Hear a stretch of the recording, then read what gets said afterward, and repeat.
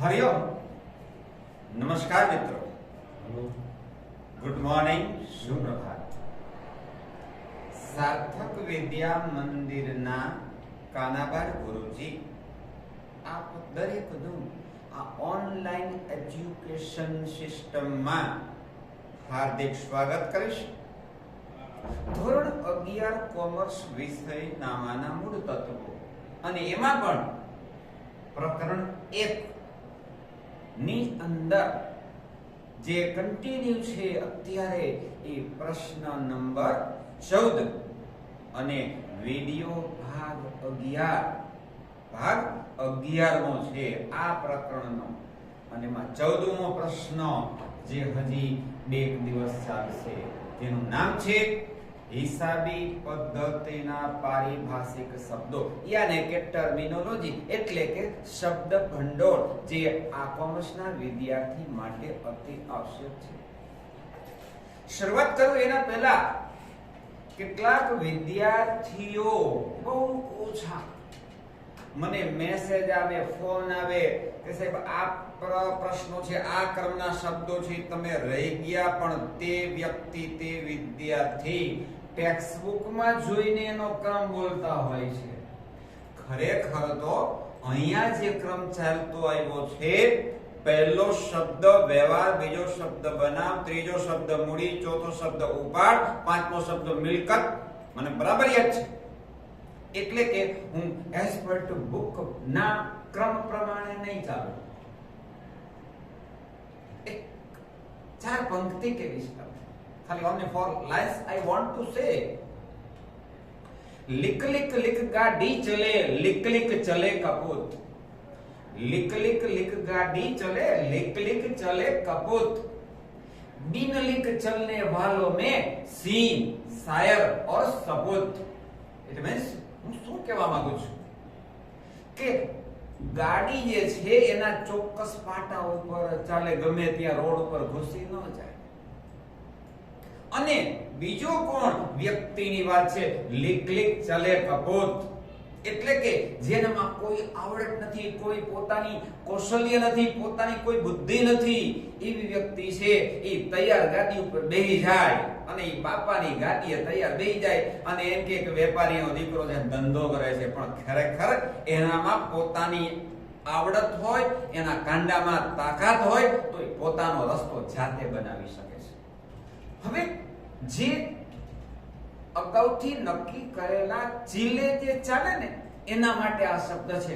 હવે બિનલિંગ ચલને વાલો મેં, જેની પાસે સામે મેદાન સાફ છે, ઝાડી ઝાખરા કાંટાળો રસ્તો છે, કોઈ તૈયાર સામે વસ્તુ છે જ નહીં, એવા કોણ બિનલિંગ ચલને વાલો મેં સિંહ, શાયર और સપૂત। સિંહ છે એ કોઈ દિવસ અગાઉની ઓલી કેડી પર ન ચાલે, માથું મારી અને એ નવી પોતાની કેડી કંડારે છે। શાયર, હાચા શાયર, નકલી નહીં, ડુપ્લિકેટ નહીં, ચોરી કરનાર, કોપી કરનાર નહીં, પણ હાચા શાયર જે શાયરી ગઝલ જો લખે છે, અમૃત ગાય છે, મકતબે, આવા બધા શૂન્ય પાલનપુરી, આવા જે ગઝલકારો, શાયર છે એ પોતાના દિમાગની અંદરથી નવા નવા શબ્દો ને નવી નવી વાતો એમાં ઉત્પન્ન કરે છે, જેમાં પોતાનું હૃદય રેડે છે, એને શાયર કહેવાય। અને સપૂત, જેને આપણે સુપુત્ર કહી છે, કુપુત્ર નહીં, કપાતર નહીં, અને આ સપૂત છે એ પોતે પોતાના કૌશલ્ય, પોતાની બુદ્ધિ, પોતાની મહેનતથી નવી જ કેન્ડી કંડારે છે, અને કહેવાય છે કે આ ના પિતા એના બાળકના નામે ઓળખાય છે, દીકરાના નામે પિતાની ઓળખાણ થાય છે। એટલે ફરીવાર આ બાબત હું ચર્ચા નહીં કરું, શબ્દોનો ક્રમ મારો રહેશે, not as per to textbook. ઘણા એવું વિચારે છે કે ટેક્સ્ટ બુક ની બાયણે જવાઈની આબૂટ થઈ જાય। શું આબૂટ થઈ જાય? ટેક્સ્ટ બુક ની અંદર તો તમારી પાસે છે, એમાં અમે વિશિષ્ટ શું ઉમેરી શકીએ છીએ, વધારાનું એમાં આ જે શાણપણ છે ઉમેરવાનું છે, વધારાનું કાંઈક એમાં નોલેજ, વધારાના શબ્દો, વધારાની અર્થ એનો ઉમેરવાનો છે, ત્યાં જ અમારું ગુરુજીનું કામ હોય છે। ચાલો કરીએ છીએ શબ્દ નંબર 31, એનું નામ છે દેવાદારો। કેવા દારો? તો કે દેવાદારો, જેને અંગ્રેજીમાં કહેવાય છે ડેપ્ટર્સ, DBTORS। શું છે આ દેવાદારો? વેપારીએ ધંધામાં ગ્રાહકોને માલનું, મિલકત નહીં, ધ્યાન રાખજો, માલ શબ્દ આવી ગયો છે સારી રીતે, માલનું ઉધારે વેચાણ કર્યું હોય શાખ પર, એટલે કે ગ્રાહકની ક્રેડિટ સારી છે, આપણી પાસે સારો માણા છે, પૈસા દઈ દેશે, ઓળખી છી, તો આવી રીતે એની ક્રેડિટ ઉપર જ્યારે વેચાણ કર્યું હોય અને તે વ્યક્તિઓએ, તે ગ્રાહકોએ ધંધાને નાણાં દેવાના બાકી હોય, એને દેવાના છે માટે એને આપણે દેવાદાર કહીએ છીએ. કોણ છે એ વ્યક્તિ? જેને આપણને રૂપિયા દેવાના બાકી છે, અમુક સમય પછી ચૂકવશે, તો આવી વ્યક્તિઓ જે છે એને દેવાદારો કહેવાય છે. દેવાદારો પાસેથી અઠવાડિયે, 15 દી, મહિનો, 2 મહિનો, બહુ તો હાવ ઓલું હોય તો 3 મહિને પૈસા મળે, પણ આને ચાલુ મિલકત કહેવાય છે, કરંટ એસેટ્સ કહેવાય છે, એ લાંબા ગાળાની મિલકત નથી. હવે એની સાથે જ સંકળાયેલો દેવાદારો સાથે કનેક્ટેડ શબ્દ છે લેણી હુંડી. જેના રૂપિયા લેવાના બાકી છે એવો એક દસ્તાવેજી કાગળ, પુરાવાવાળો કાગળ, જેને અંગ્રેજીમાં ખરેખર ઇન શોર્ટ હું બિલ કહીશ. હું બિલની વાત નથી કરતો, બિલની તો વાત તો તમે જુવાનિયા કરતા હો છો, અમારે એવા ગઈઢા શું કરે બિલની વાત, પણ અહીંયા જેને બિલ કહેવાય છે, BILL, અને જો એને લેણી હુંડી શબ્દ વાપરવો હોય તો બિલ્સ રિસીવેબલ, એટલે કે મળવા પાત્ર જે રકમ છે એવા આ કાગળિયાની વાત છે. જે વ્યક્તિઓ ગ્રાહકો કે દેવાદારો પાસેથી નાણાં મેળવવાના બાકી છે તે વ્યક્તિ એક દસ્તાવેજ, એક કાગળ, ચેક જેવો, ડ્રાફ્ટ જેવો જે કાગળ હોય છે, આ દસ્તાવેજમાં સહી કરે છે. સહી કરે છે એટલે he accepted to pay the money after some time, he will pay, he is bound to pay.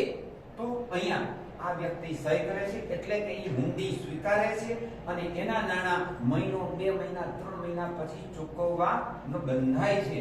આવો સહી વાળો કાગળ, સ્વીકારેલો કાગળ જે છે, આવા લેખિત દસ્તાવેજને લેણી હુંડી કહે છે. લેણી હુંડીના રૂપિયા 2 વર્ષ, 5 વર્ષ પછી નહીં, મહિનો, 2 મહિનામાં મળવા પાત્ર છે, એટલે એને ચાલુ મિલકત કહેવાય છે. લેણી હુંડી ચાલુ મિલકત છે. પણ જેવી રીતે એક જ સ્ત્રીના અનેક સ્વરૂપ છે, કોઈ એને પોતાની માતા કહે છે, કોઈ એને પોતાની બહેન કહે છે, કોઈ એને પોતાની પત્ની કહે છે અને કોઈ એને પોતાની ફૈબા કહે છે. એક જ વ્યક્તિના અનેક સ્વરૂપ છે. એવી જ રીતે આ કાગળ જે લેણી હુંડી છે, આ જે લેણદાર છે એના માટે લેણી હુંડી છે, પણ સામેની વ્યક્તિ જેને પૈસા દેવાના છે ઈ જ એમ કહેશે આ કાગળ છે ઈ તો મારી દેવી હુંડી છે, અને ઈ જ કાગળને હું એમ કહું છું કે મારી લેણી હુંડી છે. કાગળ એક જ દસ્તાવેજ, પણ એને ઓળખાણ 2 છે. પૈસા લેવાના છે એના માટે લેણી હુંડી, જેને દેવાના છે એના માટે દેવી હુંડી. એટલે ટેક્સ્ટ બુક ની અંદર અલગ શબ્દ આપ્યો છે દેવી હુંડી. I am not going on that particular word. અહીંયા આ શબ્દ સમજી શકાય એવો છે. એટલે કે આ જે હુંડી છે એ સામો પક્ષકાર, જેને આપણને પૈસા દેવાના બાકી છે એના માટે આ દેવી હુંડી કહેવાય છે. આ શબ્દ બરાબર સમજવાનો છે, લેણી હુંડી અને દેવી હુંડી, જેનું ભાગ 2 માં આખું એક પ્રકરણ છે, હુંડીઓ ને વચન ચિઠ્ઠી. ત્યારે આપણે નિરાંતે સમજશું. Don't worry. ત્યાર પછીનો નેક્સ્ટ શબ્દ આવે છે લેણું. શબ્દ છે રિસીવેબલ્સ. લેણું શબ્દ શું છે? ઘણી વખત કેટલાક મિત્રો સાથે, સગા વાલા સાથે, મારે આની યાર જરાય લેણું જ નથી, આને મારી યારે બહુ લેણું, આ મારા મિત્ર છે ભાઈ રવિરાજ પૈજા, એની સાથે મારે ઘણું લેણું છે.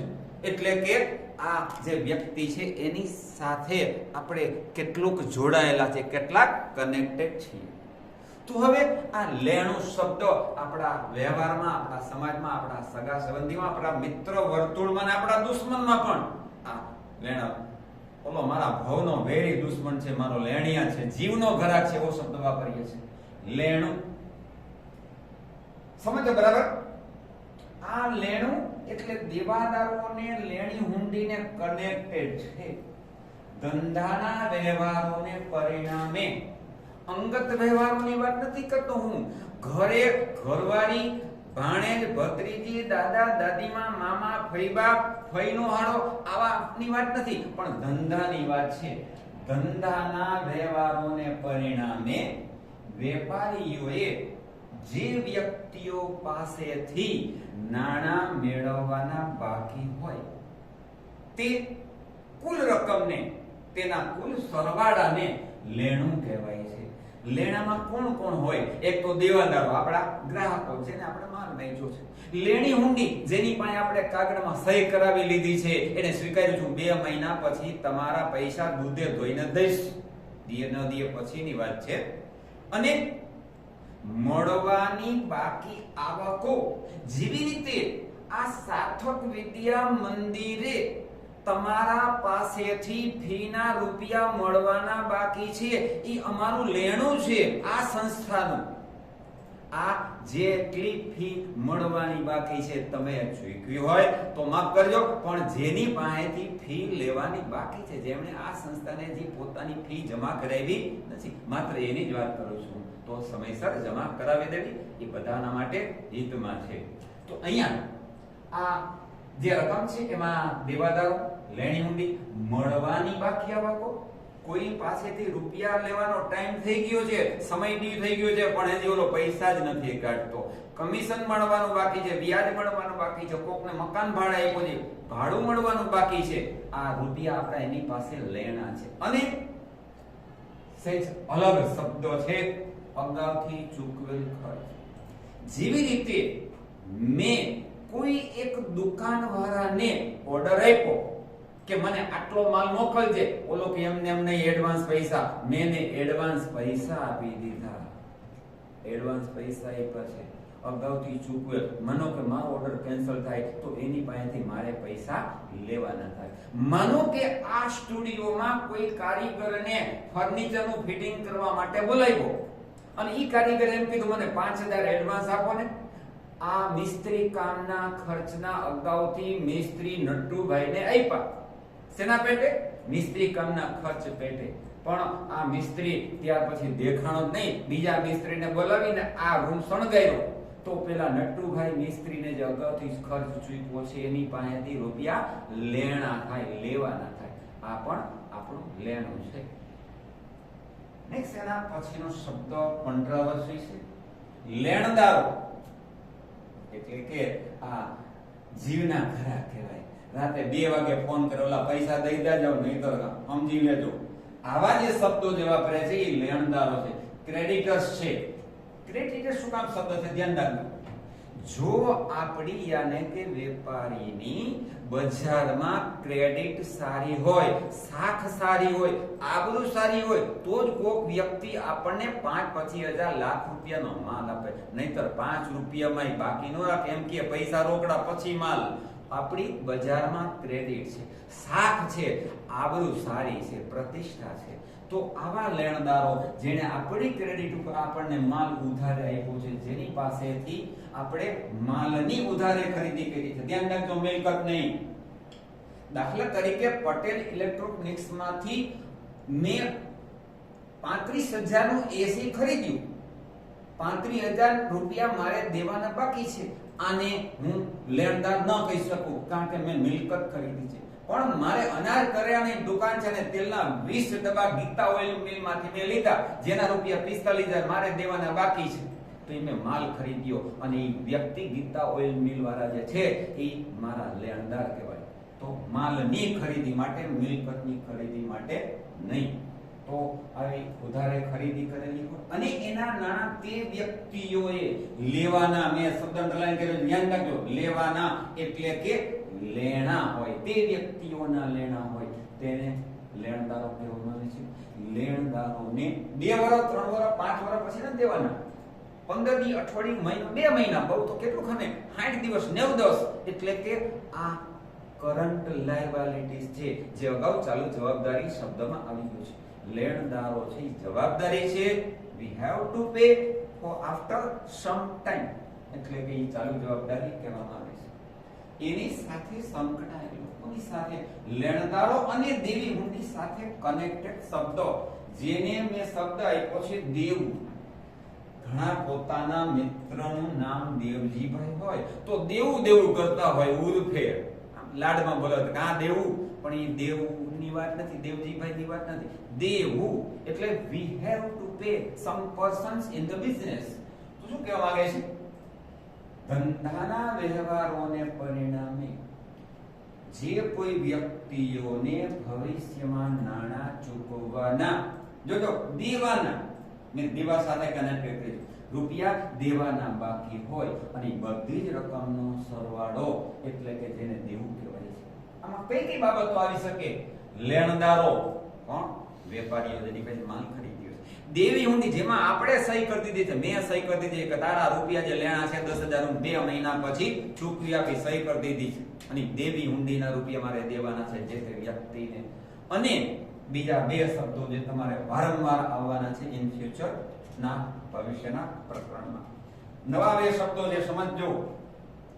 ચૂકવવાનો બાકી ખર્ચ, જે ખર્ચ ચૂકવવાનો બાકી છે.